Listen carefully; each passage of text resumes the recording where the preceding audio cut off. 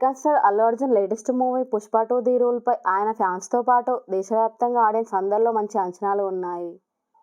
ఈ మూవీలో రష్మిక మందన్న హీరోయిన్గా నటిస్తుండగా సుకుమార్ దీనిని తెరకెక్కిస్తున్నారు. 2.5 ఏళ్ల క్రితం ఆడియన్స్ ముందుకి వచ్చి పెద్ద సక్సెస్ సొంతం చేసుకున్న 'పుష్ప ది రైజ్' మూవీకి సీక్వెల్గా ఇది తెరకెక్కిస్తున్న విషయం తెలిసిందే. ప్రస్తుతం వేగంగా షూటింగ్ జరుపుకుంటున్న ఈ మూవీని ఆగస్టు 15న గ్రాండ్గా ఆడియన్స్ ముందుకి తీసుకురానున్నారు.